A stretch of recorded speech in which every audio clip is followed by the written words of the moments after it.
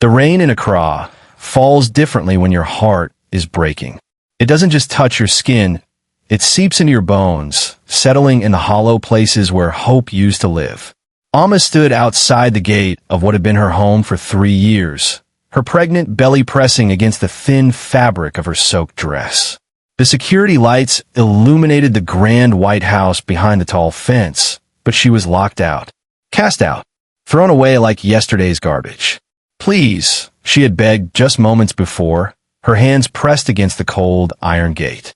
"It's raining. Just let me stay until morning." But Kwame's voice had been as cold as the metal beneath her palms. "You have nothing to offer me anymore. Go back to wherever you came from." The gate had closed with a finality that echoed in her chest. Through the bars, she could see the warm glow of the living room lights, hear the faint sound of music and laughter. A woman's laughter, high and triumphant. Amma turned away, her bare feet splashing in the puddles forming on the upscale streets of East Legon. She had no shoes. They had been left inside when Kwame grabbed her arm and dragged her to the gate. No phone, no money, just the clothes on her back and the life growing inside her. The irony was almost laughable. She had given up everything for Kwame. Everything. It hadn't always been like this.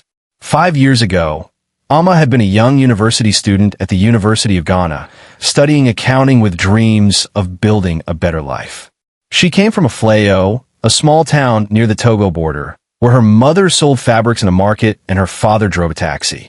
They had sacrificed so much to send her to university, their bright, brilliant daughter who would lift the family out of poverty. Then she met Kwame. He was a teaching assistant in the business department, charismatic and ambitious, with smooth words and big dreams. He would talk for hours about the import-export company he wanted to build, the connections he was making, the fortune that was just around the corner. "Stay with me, Amma," he had whispered one night, his lips against her forehead. "Help me build this empire. Why make it big? You'll be my queen." She believed him. More than that, she believed in him. When he asked her to drop out of school to help him start his business, she did. Her parents were devastated, but Amma was in love, drunk on promises and possibility. She became his secretary, his accountant, his everything. She worked 16-hour days, managing his books, meeting clients, doing whatever it took. And slowly, miraculously, the business grew. Kwame's import company began to thrive. Contracts with Chinese manufacturers, deals with Nigerian distributors. Money flowed in, first as a trickle, then as a flood. They moved from a small apartment in Dansaman to a modest house in Tima, and then to this grand mansion in East Legon, where the wealthy lived behind high walls and electronic gates. But as Kwame's fortune grew, the man Amma loved seemed to shrink and disappear, replaced by someone she barely recognized. He stopped touching her with tenderness. He stopped calling her my love and started calling her by her name in a sharp, dismissive tone. He hired an assistant, a beautiful light-skinned woman named Joyce with a business degree from London and designer clothes that cost more than Amma's entire wardrobe. "Joyce understands the business in ways you never could," Kwame would say when Amma questioned why he was spending so much time at the office. "She's educated, professional." The unspoken words hung in the air. "Unlike you." When Amma discovered she was pregnant, she thought it would change things.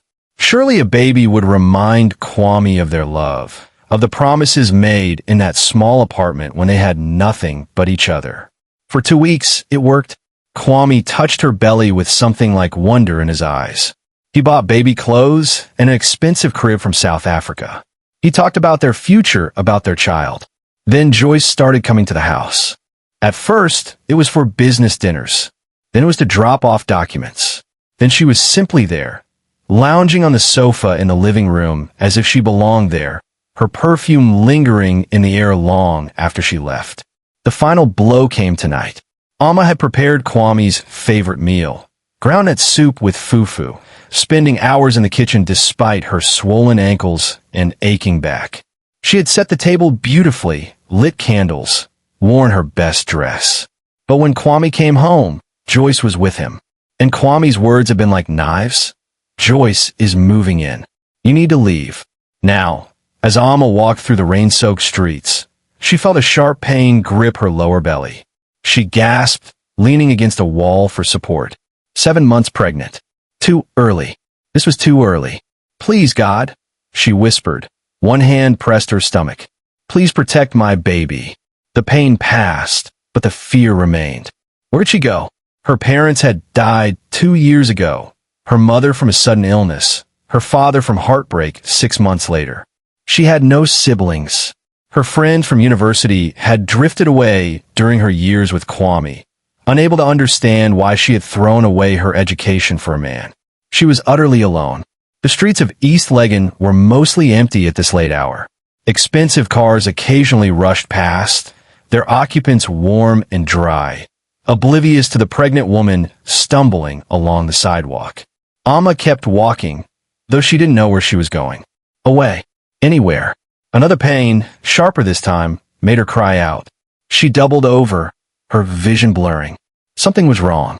Very wrong. She tried to wave down a taxi, but 3 passed without stopping. Who would pick up a soaking wet, obviously poor pregnant woman at midnight? The world started to spin. The streetlights became halos of light, beautiful and distant. Her legs gave out, and she sank to her knees on the wet pavement. This was how it would end. Alone. Forgotten. Worthless, just like Kwame had said. Then she heard a car door slam. Madam, are you all right? A voice, deep and urgent, cut through the fog of pain and fear. Strong hands gripped her shoulders, keeping her from collapsing completely. An umbrella appeared above her, shielding her from the rain. Through blurred vision, Amma looked up at her rescuer. He was a tall man, perhaps in his late 30s, dressed in an expensive suit despite the late hour. His face was kind, etched with genuine concern. Can you hear me? He asked gently. What's your name? Amma, she whispered. Amma, me Kofi. I'm going to help you. Can you stand?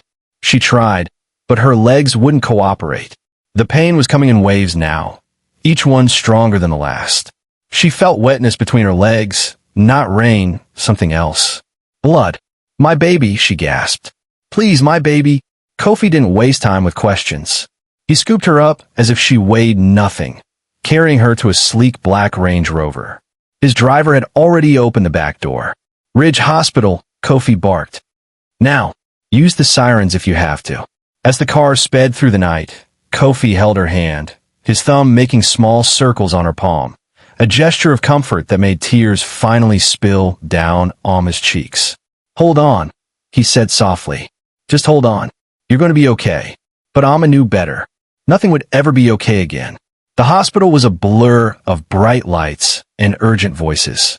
Amma was rushed into an emergency room, nurses swarming around her, asking questions she couldn't focus enough to answer. Through it all, Kofi stayed close, his calm presence an anchor in the chaos. I'm calling Dr. Mensah, she heard him tell someone. She's the best obstetrician in Accra. Get her here now. Even through her pain and fear, Amma registered the authority in his voice. This was a man people listened to. The hours that followed were a nightmare of pain, fear, and desperate hope. The contractions came hard and fast.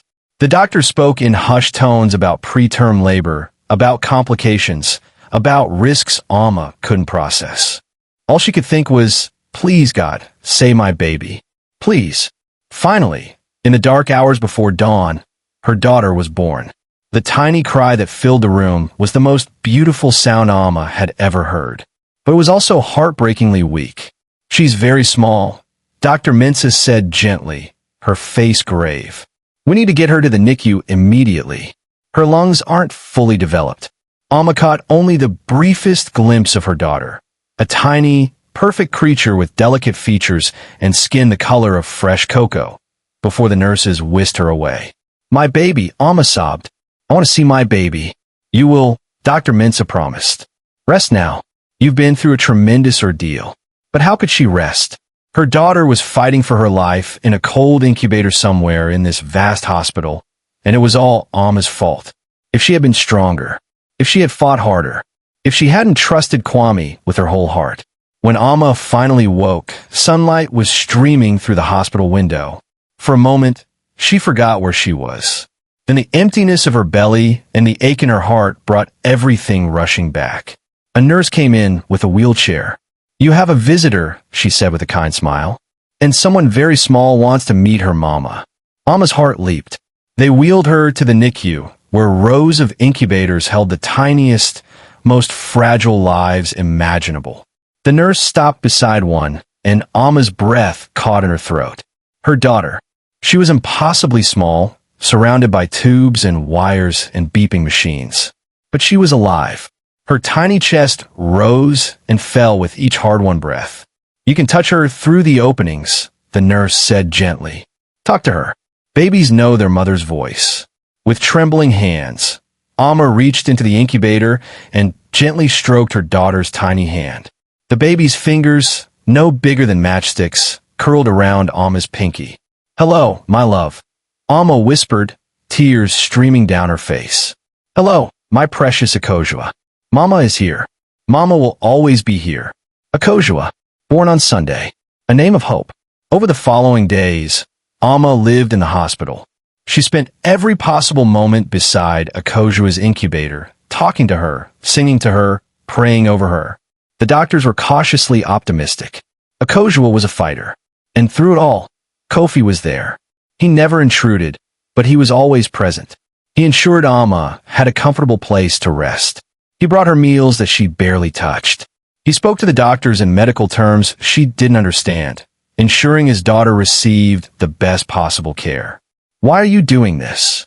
Alma finally asked him one evening as they sat in the NICU waiting room. "You don't know me. You don't owe me anything." Kofi was quiet for a long moment, staring at his hands. When he spoke, his voice was heavy with old pain. 5 years ago, I lost my wife and son in a car accident. I wasn't there when it happened. I was at a business meeting, focused on closing a deal. They died on their way home from my son's school play, a play I was too busy to attend. Alma's heart clenched. I swore that day that if I ever had the chance to help someone, truly help someone, I would take it. No excuses. No looking away. He met her eyes. "When I saw you on that street, I saw someone who needed help. That's all that mattered." "I'm sorry about your family," Alma whispered. "And I'm sorry for whatever brought you to that street," Kofi replied. "But you're not alone anymore, Alma. You have help now, whether you want it or not." For the first time in months, Alma felt something other than despair. It wasn't hope, not yet, but it was the space where hope might someday grow. 2 weeks passed. Akojua was getting stronger. The doctors talked about her breathing improving, her weight increasing. Alma allowed herself to dream of taking her daughter home, of building a new life together. Then everything shattered. It happened on a Tuesday evening. Alma was reading a children's book to Akojua through the incubator glass when the machines suddenly began screaming.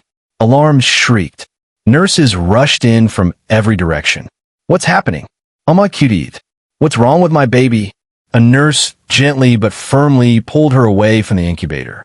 Through the glass partition, Alma watched in horror as doctors worked frantically on her tiny daughter.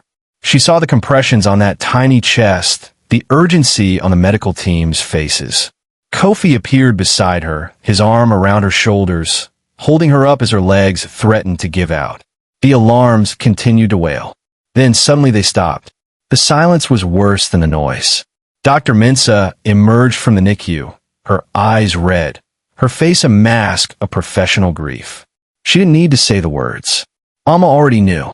"I'm so sorry," Dr. Mensah whispered. "We did everything we could." Her heart, it was just too weak. "I'm so sorry." The world didn't end with a bang. It ended with a whisper, with an apology that meant nothing, with the death of a dream that never got the chance to fully breathe. Alma didn't scream. She didn't cry. She simply stopped. Her soul left her body, floating somewhere above, watching as her physical form crumpled to the floor, watching as Kofi caught her, watching as the world continued to turn despite the fact that hers had just ended. Her baby was gone. Akojua, who had fought so hard. Akojua, who had wrapped her tiny fingers around Alma's pinky and held on. Akojua, who would never see the sun or feel the rain or hear her mother's stories. Gone. The funeral was small and painfully beautiful. Kofi arranged everything with quiet efficiency. They buried Akojua in a peaceful cemetery in Aburi, where the air was cool and the trees whispered ancient songs. Amma stood by the tiny grave, a single white lily in her hands, and finally allowed herself to cry. The tears came in great, wrenching sobs that shook her entire body. She cried for her daughter. She cried for her father and mother who weren't there to hold her. She cried for the girl she used to be, the one with dreams and dignity. Kofi stood beside her, not speaking, just present. Sometimes presence is the greatest gift. After the funeral, Kofi drove Amma to his home in Trasacco Valley. She went numbly, without question. She had nowhere else to go. The house was beautiful, modern and spacious, with large windows that let in floods of natural light. But it felt empty, like a museum dedicated to a life that had stopped. "This was my wife's favorite room," Kofi said, showing Amma to a beautiful bedroom overlooking a garden. "She loved the morning sun. I hope you'll be comfortable here." "I don't deserve this," Amma whispered. "You deserve kindness," Kofi replied simply. "Rest now. We'll figure out the rest later." An older woman appeared in the doorway, her face warm and maternal. "I'm Annie Ajoa," she said. "I take care of the house. And now I'll take care of you too." The first weeks were dark. Alma barely ate, barely spoke, barely moved from the bedroom. Annie Ajoa would bring trays of food that went untouched. Kofi would leave books by her door that went unread. She felt like a ghost haunting someone else's life. One morning, unable to sleep, Alma wandered through the quiet house. She found herself outside a closed door at the end of the hallway. Something drew her to it. She opened it carefully. It was a child's room, frozen in time. A small bed with dinosaur sheets. Shelves lined with storybooks and toy cars. A backpack hanging on a hook, still waiting for its owner to return to school. Alma sank to the floor, her hand pressed to her mouth. This was Kofi's son's room. Preserved, untouched, a shrine to a little boy who would never come home. She understood then. Kofi wasn't just being kind to a stranger. He was honoring his own grief, his own loss, by refusing to let another person face that darkness alone. Slowly, painfully, Alma began to heal. Not because the pain went away. It didn't, but because she learned to carry it differently. Annie Ajoa coaxed her back to life one small step at a time. A walk in the garden. A cup of tea on the veranda. A conversation about nothing important. Kofi gave her space, but never abandoned her. He would read in the living room in the evenings, a quiet invitation for company if she wanted it. He never asked about her past, never pressured her to talk.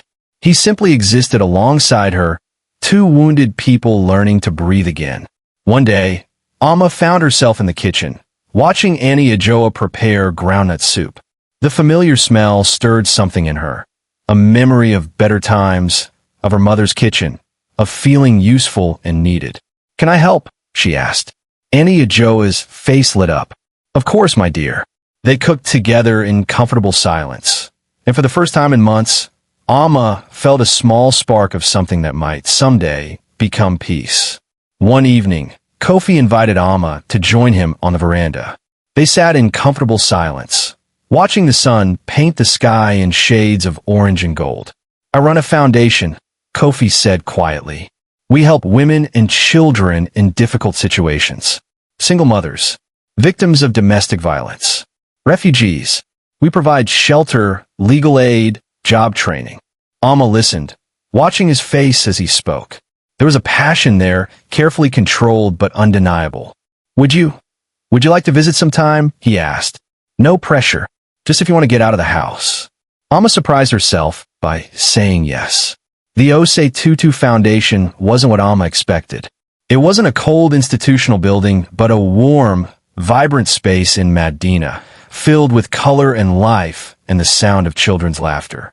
Women of all ages moved through the space, some learning to use computers, others in a sewing workshop, still others speaking quietly with counselors. Each face told a story of survival. Alma saw herself in every one of them. Kofi introduced her simply as "my friend Alma" to the staff and residents. No one asked questions. No one looked at her with pity. They simply welcomed her. She ended up in the sewing workshop, drawn by the familiar hum of machines. The instructor, a cheerful woman named Abina, showed her around. "Do you sew?" Abina asked. "I used to," Alma replied softly. "A long time ago." She sat down on a machine, her fingers finding the familiar rhythm. For the first time in months, the noise in her head, the constant chorus of guilt and grief, faded to a manageable whisper. She spent the entire day there, helping other women, teaching stitches, creating something tangible from scraps of fabric. When Kofi came to pick her up, he found her laughing with a group of women over a lopsided seam someone had created. On the drive home, Alma was quiet, but it was a different kind of quiet. Thoughtful. Alive. "Thank you, Kofi," she said as they pulled up to the house. "For what?" "For reminding me that I'm still here." Alma began spending her days at the foundation. She found purpose in helping other women learn skills that could provide independence. She started a project making beautiful bags from traditional Ghanaian fabrics, Kent, a Dinkra, batik. The bags sold well in a small shop at the foundation, providing income for the women who made them. But it was more than just sewing. Alma listened to their stories. Stories of betrayal, violence, abandonment. Stories that mirrored her own in heartbreaking ways. In helping them piece together new lives, she found she was piecing together her own. One woman, Efua, had been thrown out by her husband when she couldn't have children. Another, Mame, had fled an abusive marriage with her 3 children and nothing else. A third, young Adwoa, had been kicked out by her family when she became pregnant at 17. Each story broke Alma's heart. Each story also made her stronger. "You give us hope," Efua told her one day. "You've been through so much, but you're still standing. You show us we can stand too." Alma realized then that her pain had purpose. Her suffering, as terrible as it had been, gave her the ability to truly see these women, to understand their fear and shame and desperate hope for something better. She was no longer just a victim of circumstances. She was a survivor with something valuable to offer. Her truth, her empathy, her refusal to give up. The transformation was slow but unmistakable. Color returned to Alma's cheeks. Light returned to her eyes. She smiled more, laughed occasionally. The ghost that had haunted Kofi's house was becoming a woman again. Kofi watched it all with quiet pride. Their relationship deepened naturally, without force or expectation. They were 2 people who had known the deepest darkness, finding comfort in each other's light. He would tell her about his late wife, and their son, Kobina. He spoke of the guilt he carried, the what-ifs that haunted him. Alma understood. She carried her own. One evening, as they worked together in the garden, Alma had taken over care of Yas roses. Kofi said something that changed everything. "I've been gathering evidence," he said quietly. Alma looked up from the roses, confused. "Evidence? On Kwame, your ex." Her blood ran cold. She hadn't spoken Kwame's name in months, had tried to bury that part of her life in the deepest corner of her heart. "What do you mean?" Kofi set down his pruning shears and met her eyes. "I had my lawyers look into him after everything. Alma, his business isn't legitimate. He's been involved in fraud, money laundering, smuggling. There's evidence of bribes to customs officials, fake invoices, stolen goods." Alma's hands began to tremble. "There's more," Kofi continued, his voice gentle but firm. "His assistant, Joyce? She's not just his employee. She's his business partner in this fraud. They've been running the operation together for years." The betrayal cut fresh and deep. While Alma had been working honestly to build Kwame's business, he had been building a criminal empire. "Why are you telling me this?" she whispered.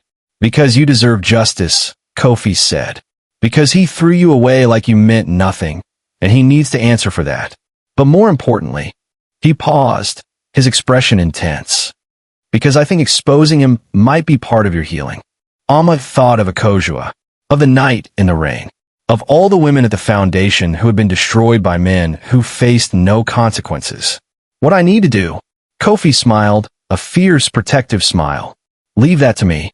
But when the time comes, I'll need you to be strong. To face him. Can you do that?" Alma looked at the roses she'd been tending. Yas roses brought back to life through patient care. She thought of the women at the foundation, finding their voices again. She thought of her daughter, who deserved a mother brave enough to demand justice. "Yes," she said firmly, "I can do that." 3 months later, everything came together.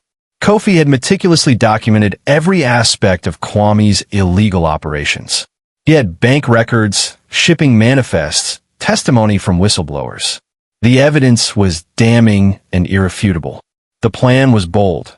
They would confront Kwame at the annual Ghana Business Awards, a glittering event attended by the country's elite, including government officials and media.